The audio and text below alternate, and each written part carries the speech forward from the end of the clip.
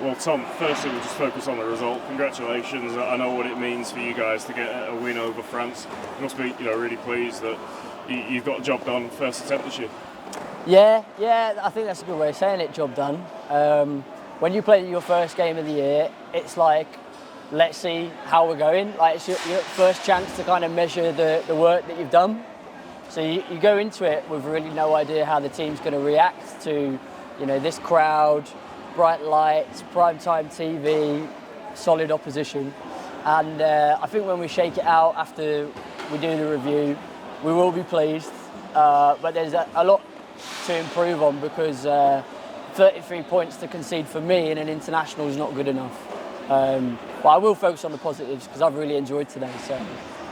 You hit the front early on, you made that lightning start, and then I think I'm right in saying you didn't concede back-to-back tries throughout the whole game, which in wheelchair rugby league, across that 80 minutes is some going. You must be pleased with the way that your team controlled things. Yeah, I think that's a good point, Lewis. You must have been paying attention. I think I've got to give credit to that France number 10, Leo Ivanat. His kicking game was unreal, and he put loads of pressure on us. After we scored, the amount of times we got the ball to hang up in the in-goal area and force us to drop the ball out, that really stunted us from going back-to-back, like you just said. But I think we responded to the way he was putting on pressure with his kicking game really well. And we were I haven't got the stats, but if we worked out our average set distance, it was probably nearly twice as much metres as they were making, which shows you the strength of our running game and how well connected the players were working together. And I thought when we smelt blood in the water, we really went in for the kill super well. Like Rob, Seb, Tom, when they saw the back of someone's shirt, they really made the most of it. And obviously playing against a very good France team, the points that you've scored, the way you've scored them, a lot of tries on edges, which actually kind of suggests that they were fronting up quite well in the middle defensively, and you guys had to unpick them out wide a bit. Yeah, look, they would have been desperate coming over here, because they taught us a lesson in Leeds last year, and all their talk would have been about doing that again, beating the world champions on their home turf. And obviously with a new coaching structure for them, they've all got a point to prove. They're all battling for places in the new guard for France. So for us to stick to our game plan, but also for the players who are in form to flourish, the players who started in the grand final to maintain that form, shows you that when they leave their teams, they don't lose anything. I think that's a reflection that we're doing a good job in terms of getting the team connected. Just a word on your debutant, obviously your first cap out to Mason Billington, 2 tries. That second one as well, he hit the accelerator exactly the right point, and obviously no regard for his safety going over the top. It must be such a satisfying moment as a coach to be able to, give a debut and then see him do that. That's Mason Billington 101, that no regard for his own body. I'm getting emotional talking about it, because I've not known Mason that long. I've known him as long as he's been playing, and that's only 6 months.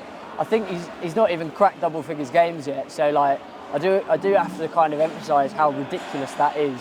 The fact that he played his first game this year, and he's made his debut for England against the second best team in the world. And it wasn't a case of we'll throw him on when the game's won. It was still very much in the balance there.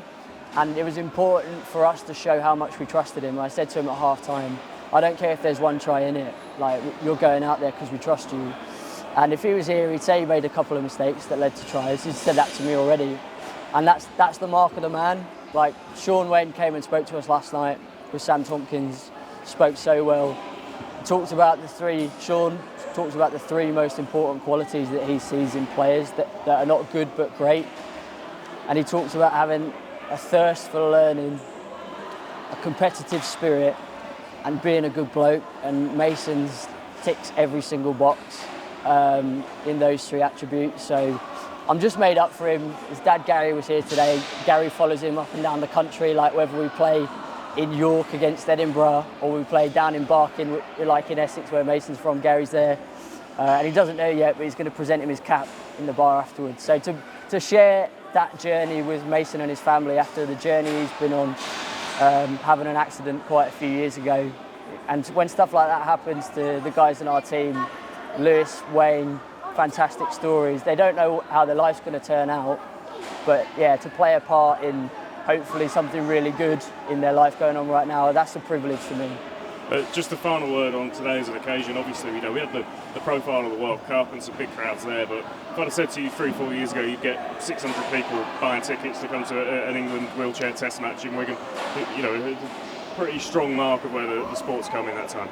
Yeah, 100%, and every single person in the seats knew wheelchair rugby league, and that shows you that how strong rugby league is in this part of the country. Clearly, look what Wigan Warriors have just done.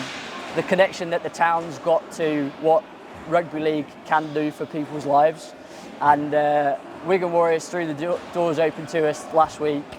We walked their corridors, after the year that they've had, hoping that some sort of energy would rub off on us. So to be part of the momentum that's going on in this town is a massive privilege for us, and I think we just need more of it, don't we? More games on this pitch, bright lights, on TV. Put a game on in every major city. It doesn't have to be an international, top tier Super League games, Challenge Cup final. Let's get more and more people to know what wheelchair rugby league is, because once you catch the bug, you've got it forever, and we just need to keep building. Well done, mate. Enjoy tonight. Thank you. Tom, congratulations. Obviously the result the most important thing, but must be pretty pleased with the scoreboard as well. Yeah, I mean, the most pleasing thing is obviously the win, and the performance in some areas I thought were really good, but we still know we've got loads more to work. We're letting 30 odd points, and that's not good enough at all, so we've still got loads to work on, and I think there were glimpses today of what we can do, and I think that's a scary prospect of how good this squad actually can be. But yeah, the pleasing thing is the win, and we know we've got one more game against them soon, so we've got to be even better for that. You put right some of the wrongs from when you played them last year in Leeds. It was a really fast start. You got off on the right foot, and early points on the board must have been such a confidence booster.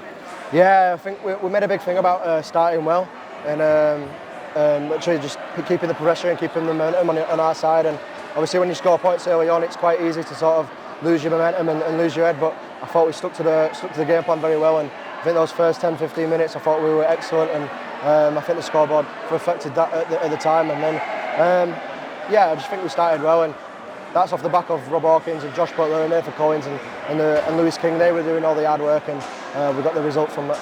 It looked like you were managing the game really sensibly, a lot of kind of smart decisions in terms of where you were trying to play the game. But tactically, was that something you took into this?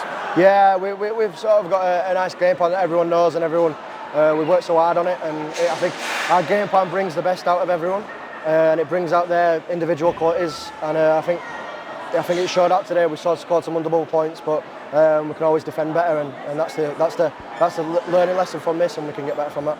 Just on that defence, something you say you're going to go away and work on. Have you already been able to identify what you might have been able to tighten up on? Yeah, just communication errors and calling it early, and making sure we're pushing our chair and getting our chair in front rather than reaching for the tag. It's all simple fixes, so we'll work on that and we'll get better for the next game. And just a word on the event, 600 people, sell out. Couldn't get a ticket for this today. How good was the backing? Yeah, we were really good. It was really loud in times as well, especially when we scored. We were very, very, very loud, and when you have a crowd like that, so that's behind you and cheering for you, it's a wonderful sight. And as a player, sort of pinch myself sometimes when you sort of hear it, because growing up that's what you want to play in front of, and to be able to get to experience that, it's very, very good, and very, very nice. I can't wait to watch it back. Congratulations, mate. Cheers, thank you.